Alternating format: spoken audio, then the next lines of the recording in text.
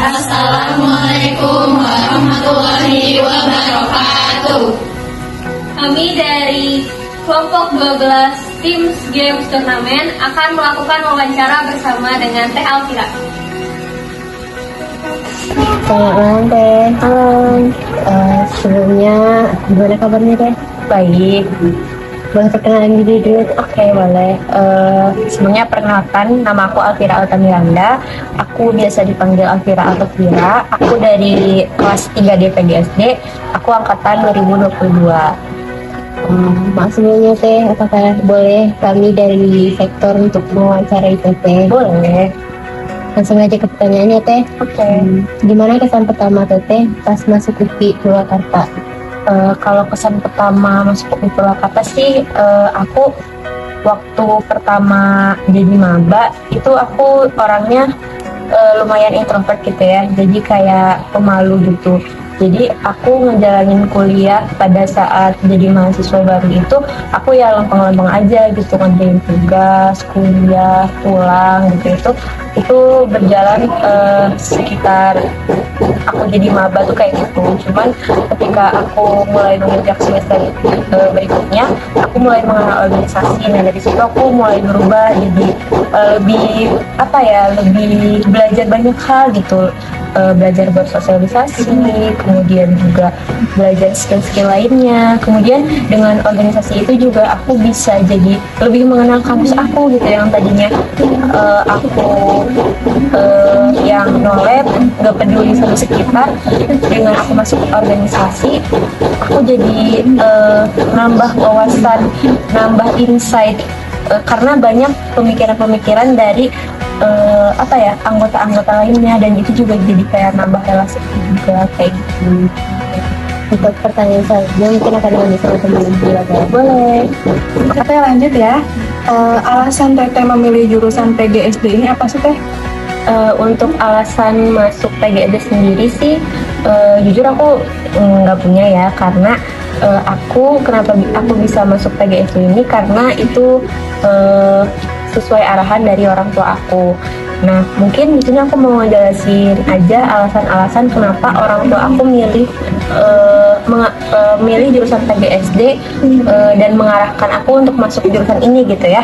Nah, mereka itu selalu bilang gitu ke aku, kalau misalkan jadi guru SD nantinya, kan kalau kita kuliah jurusan PGSD kan lulusnya pasti jadi guru SD kan maksudnya. Nah, banyak banget manfaat-manfaat yang bisa kita dapatkan dengan guru SD itu gitu ya. Kayak misalkan kalau guru SD itu kan ngajarnya setengah hari gitu ya, dan itu waktunya fleksibel.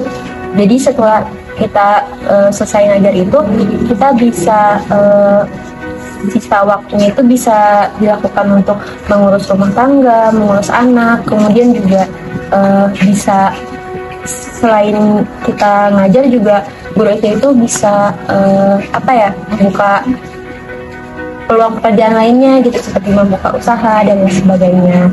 Kemudian juga prospek kerja dari jurusan PGSD itu sangat menjanjikan sekali. Itu sih alasan-alasan orang tua aku kenapa mengarahkan aku untuk masuk PGSD kayak gitu. Sampai Ya, menarik banget ya Teh ya. Oke Teh, mungkin itu aja. Makasih Teh. Ya. Selanjutnya, berapa sih SKS yang kita ambil?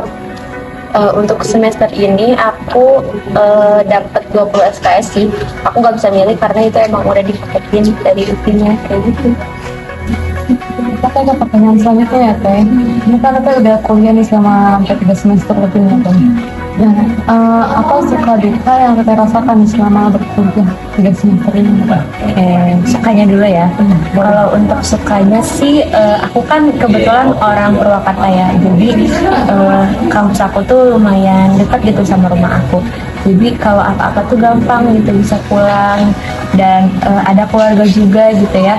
Jadi kalau misalkan butuh apa-apa itu gampang gitu. Itu sih paling untuk sukanya. Kemudian juga ketemu temen-temen, terus juga banyak kegiatan-kegiatan seru gitu ya setiap harinya dengan mengikuti kepanitiaan, organisasi.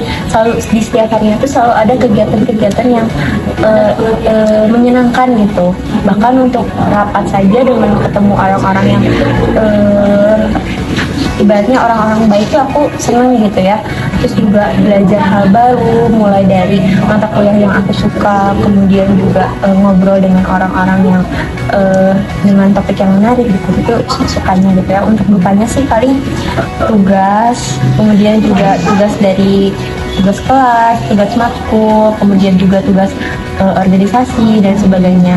Apalagi kalau misalkan banyak tugas dengan deadline yang mepet gitu ya, itu sih paling tugas. Kemudian dari uang sih, dari uang jajan. Kadang aku nggak bisa karena banyak pengeluaran, jadi kadang aku kurang bisa untuk manage keuangan gitu ya, ke manage finansial aku. Kadang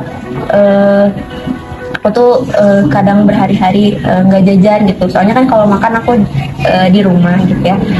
Itu sih paling untuk manage uang. Untuk kebanyakan sukanya sih kalau kuliah di UI itu. Alhamdulillah berarti ya Teh. Iya, itu. Ya, makasih Teh atas kedukanya. Iya. Kuliah mungkin dan sekian nanti akan lanjutkan dengan teman saya. Oke. Oke, baik deh. Lanjut pertanyaannya. Organisasi atau kegiatan apa sih yang lagi Teteh ikutin sekarang?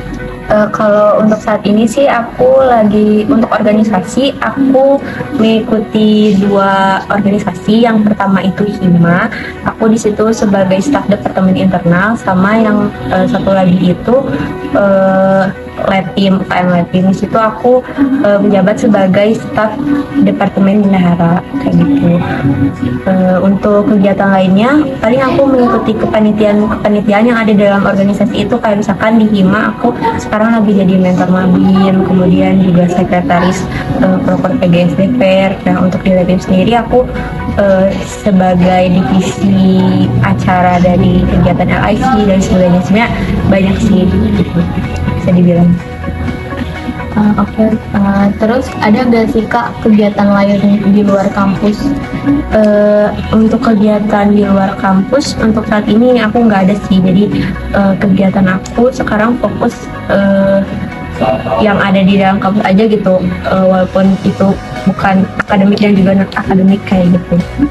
Berarti kegiatannya hanya di dalam. Iya, di dalam kampus kayak organisasi, terus juga kuliah biasa kayak gitu. Terima kasih ya Kak. Iya. Lanjut ya Teh ke pertanyaan berikut. Gimana sih Teteh memprioritaskan tugas dan tanggung jawab organisasi sambil menjaga kualitas akademik Teteh? Untuk menjaganya sih paling aku ya berusaha untuk manage waktu yang baik, sama paling aku ingat tujuan aku aja gitu. Misal kayak mungkin dengan aku belajar yang baik, terus dengan ikut banyak organisasi, aku bisa mendapat banyak pengalaman untuk nantinya bekal aku di masa depan kayak gitu sih paling. Ya kayak gitu. Oke Teh, kalau pertanyaan aku ya, jelaskan bagaimana cara Teteh mengatasi tugas dengan deadline yang mendadak. Tugas dengan deadline yang mendadak ya jangan ditunda-tunda sih, langsung dikerjain. Gitu. Kali aja ini bisa jadi referensi untuk ke depannya ya. Supaya jangan ditunda-tunda, langsung aja kerjain biar nggak numpuk gitu, karena pasti bakal ada lagi tugas-tugas itu nggak selesai-selesai kan tugas kayak gitu. Terima kasih Teh jawabannya. Ya, tadi lanjut selanjutnya. Apa sih media yang Teteh gunakan untuk bisa memanage waktu? Biasanya aku pasang time schedule, karena aku males nulis, jadi aku di HP aja gitu ya, di notes gitu. Time schedule-nya itu aku buat jadwal harian sama mingguan. Kalau jadwal harian itu aku dirinciin dari jam sekian aku harus ngapain, jam sekian aku harus ngapain, sampai jam berapa kayak gitu. Kalau misalkan untuk jadwal mingguannya aku nentuin kayak misalkan hari ini ada rapat apa, hari ini deadline tugas apa kayak gitu. Jadi dibuat secara detail dan merinci gitu, dan juga aku membuat tabel prioritas gitu loh, dari tugas apa yang harus dikerjain yang duluan gitu sih. Terima kasih Teh. Ya, bagus untuk tips saya berikutnya.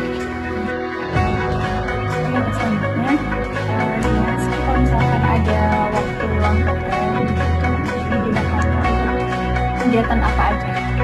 Kalau ada waktu luang doang sih, biasanya itu digunakan untuk istirahat, terus kayak makan, kayak makan jajan atau makan-makan suka gitu, terus kayak jalan-jalan, kayak cuman naik motor keliling-keliling aja itu udah kayak menenangkan pikiran.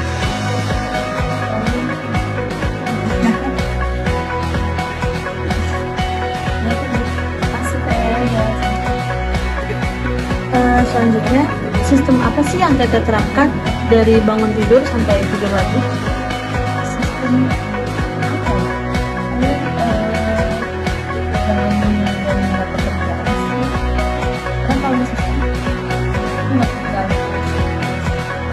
Oh, jadi kalau ada tujuan sesuatu langsung dikerjain. Terima kasih, Teh. Kalau aku mulai bisa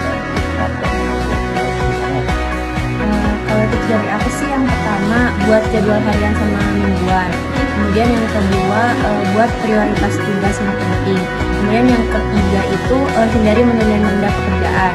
Kemudian selanjutnya istirahat yang cukup. Terus hindari multitasking. Jadi ketika kita mengerjakan satu pekerjaan itu fokus dulu untuk mengerjakan tugas itu. Jangan disambili dengan kerjaan lain gitu, karena biar fokusnya itu tidak pecah gitu. Itu aja sih paling. Iya. Makasih ya. Iya, sama-sama. 2, 3. Sekian dari kami kelompok 12 PGT. Terima kasih kepada Teh Alfira yang sudah menyempatkan waktunya. Assalamualaikum warahmatullahi wabarakatuh.